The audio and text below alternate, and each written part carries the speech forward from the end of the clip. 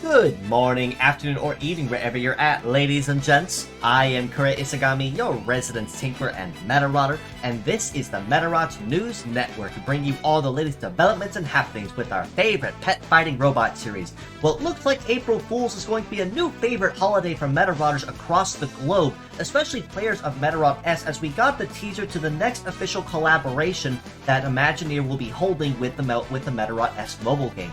This time, we're going to be specializing and going back to collaborate with an age-old Mecha series back from the days of the 70s, where Mecha was really just starting to get off the ground.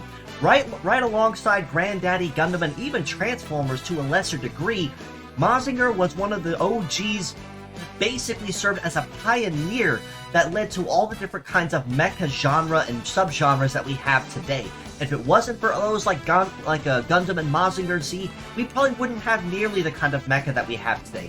I'd argue even now that this is probably going to be even bigger than the EVA collab we had last year, just because of how much of a precedence that Mazinger has on the world today as a household name in the realm of mecha, in the realm of genre and mecha. But with that being said, we have a lot of very exciting things going on this week. You're going to basically keep us busy all through the entirety of the month of April. With 4 different gacha models available, and 1 officially available given week 1 as an event reward, much like it was with the Rock Band X collaboration. So we're going to have a lot of fun and a lot of limited time rewards to this event that are definitely not going to be things you want to miss out on. But with that being said, let's go ahead and jump right into what was officially announced for this week, starting of course with the Gacha Banners. Now, of course, it is going to be worth noting as well that they're going to be kind of trickling each of the Gacha Banners each week. So you're not going to have a lot of pressure to really push for multiples of the same week, much like it was with Rockman, such as getting Full Armor X and Baba Pride in the same week. But I digress. This week in particular, to be the first model introduced in the Gacha Banners for the Mazinger collab, is DYN01 Mazin K, after Mazin Kaiser, with a completely brand new kit across the board of Lock Shot, Jet Blow, Jet Hammer, Biped Legs, and the leg ability of Blowbee. Now, along with this new kit, just to explain it ever so briefly, Lock Shot is basically just a shooting version of Deathlock, but you can't use it repeatedly like you can Deathlock. Jet Blow is basically Long Shot, but a melee version. Jet Hammer is basically Long Shot, but melee and an AoE instead of piercing. So lots of very powerful crowd-controlling assets that can be found between all 3 of these particular new skills in particular. Especially given that Jet Blow and Jet Hammer are going to really spice up the game as having melee attacks that specialize in longer range. In particular, but kind of highlighting the Rocket Punch that Mazinger was best known and iconic for. In addition to Mazin K, we also have reruns of EPP-0 Empress Patra with Precognition, Punishment, Blow Away, Float Legs, and the leg ability of Through Fight. And then, last but not least, ASR 0 Spanag Manog with Deathlock, Fire, Napalm, Float Legs, and the leg ability of Shuda. Now, it is also worth noting that Spanag is also capable of tuning up for extra bonuses, such as extended durations of the ailments, or even just extra bonuses with the leg ability. But being completely honest, of all the banners we have that are starting this week, naturally Mazinger is probably going to be the really big one that everyone's going to shoot for. It's just because of the incredible kit that it does have at its disposal, specializing in long range, but melee at the same time, arguably in the inverse as Metabee what the anime version of Metabee was with the anime tie-in collab back in the Medarot day. Now with with Fierce Battles this week, it's going to be a little lower key, not as exciting as it was last week with having Hakato finally join the fray as a Fierce Battle and farmable model. But to explain this week's particular Fierce Battles coming up, we are starting off this top row here with CLA-01 Kanahachi Mach 2 with triple hold, multi-legs, and the leg ability of Mariner. Next to him we have CLB-02 Side Move, the Crab type with Hammer, Conceal, Guard, C legs, and the leg ability of Explorer. And then on this top row is JEL-0 Perudun Jelly with triple missile, tank legs, and the leg ability of Fortress. On the bottom row here, we have MDK-0 Himadacker with Repair, Double Wave, C legs, and the leg ability of Adapter. We have KAP-01 Kappa Lord, everyone's well-known favorite, with Beam, Double Anti-C, C legs, and the leg ability of Forester. And last but not least, RAY-04 Arago Star with triple beam, wheeled legs, and the leg ability of Excel. So as you see, a lot of aquatic-based creatures this week in terms of what we have at our disposal between fish and kappa, octopus, jellyfish, crabs, or even crayfish. Lots of very diverse skills and very diverse leg abilities and abilities to be had between these 6 models. Honestly, it was kind of hard to pick an MVP of the week, primarily on the grounds that it was kind of hard to pick one since they all offer 1 or 2 things that are available. Nothing overly game-breaking, unfortunately, this week, but still a lot of very useful things all the same.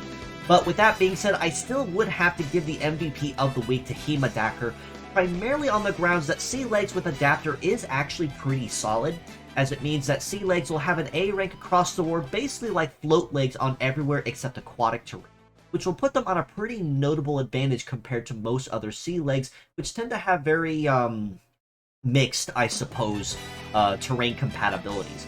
Next to Himadacker, I would honestly have to give MVP of the week maybe to Kanahachi Mach 2, maybe Perudun Jelly as well, but again, it's going to be primarily for the legs and the abilities that they offer more than any skills they bring to the table. Multi-legs with Mariner will give extra terrain advantage on aquatic terrains when everyone else suffers, and tank legs with Fortress also really doesn't hurt too bad either. Now, moving on to the official collab event stuff, they are releasing the Metarotters ahead of time, pretty much at the start of week 1 to start us off.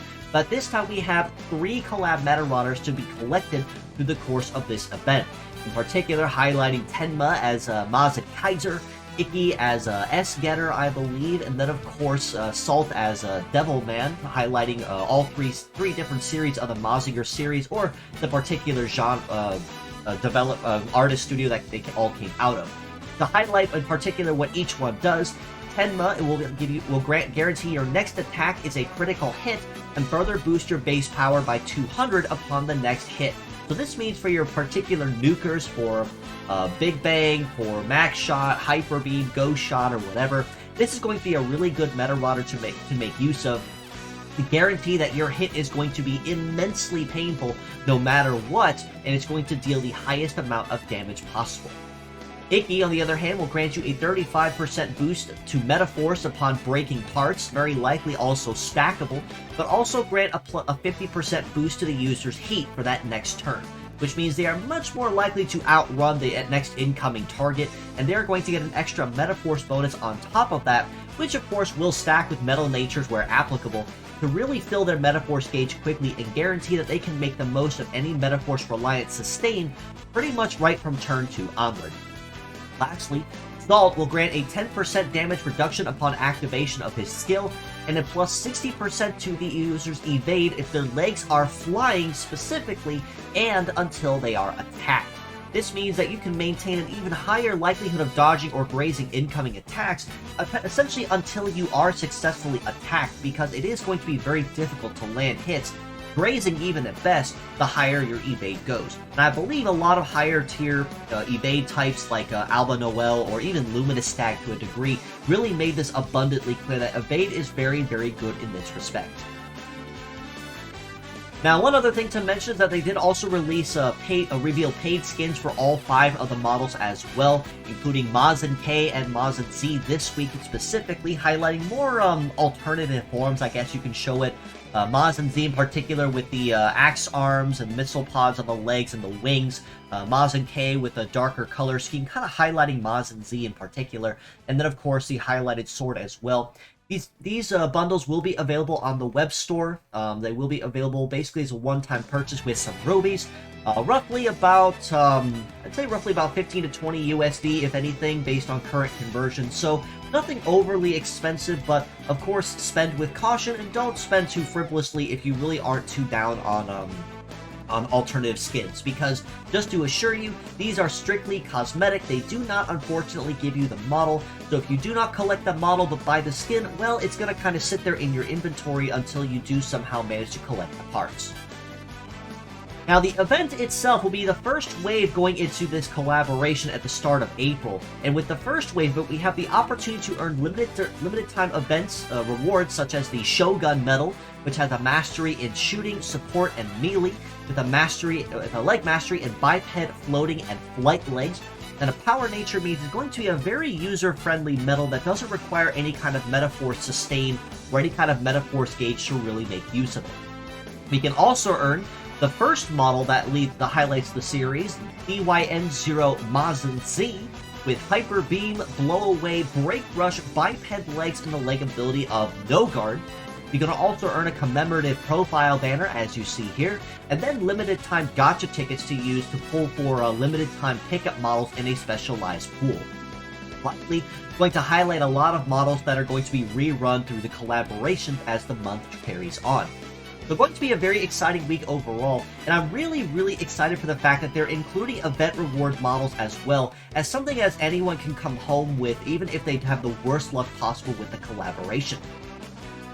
Now, the first wave of the event will be milestone-based, and that means pure sets will be encouraged across the board as you build your teams. Of course, Mazin K there, as you see, will highlight that bonus at 15% per part. The rerun banners of Empress Patra and Spanag, as well as the 3 highlighted models for this month's PvP, I will get to that in just a minute, will give you a 10% bonus per part, 8% bonus per part per part collected of Mazin Z, and the Fierce Battles will give you a 6% bonus each respectively. For the Medarotters, SR Tenma will be highlighting that reward bonus at a 10% bonus. 5% bonus for Tenma, Koishimaru, or Arase for SR rank, and R rank for the collab skin for Koishimaru respectively, which will be another reward I'll get to in just a minute.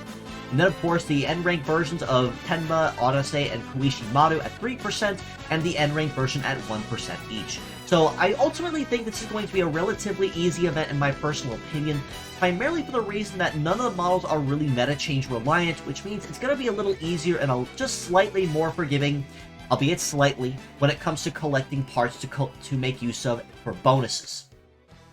One other thing to mention in terms of the reward for the collab skin of Koishimaru is, of course, the event missions that will be running alongside the first wave of the collaboration. These are ultimately going to be very easy things. Participate in the event, collect parts, change your BGM, all that really easy stuff. But alongside getting the tickets and the ruby shards, as it would be for previous event missions, we also have the opportunity to earn the N-rank version of the collab skin for Koishimaru. You'd be highlighting Mazinger Z specifically with his cosplay outfit. So, at the very least, you're going to be walking out with Mazin Z and an R-rank Medarot collab skin as well, even if you have the worst luck possible, or if you, for some reason, choose not to participate. Now, for the PvP skins this week, it was already highlighted that Gao Gao Maro, Death Glare, and Dead Quasar will be kind of highlighting that, and their banners will be up all week respectively. So I do highly expect that we're going to be getting bonuses for those as fallbacks no matter what. But in terms of the online skins that they will be getting this week, it's going to be primarily Easter themed with a lot of egg theme or bunny themes respectively.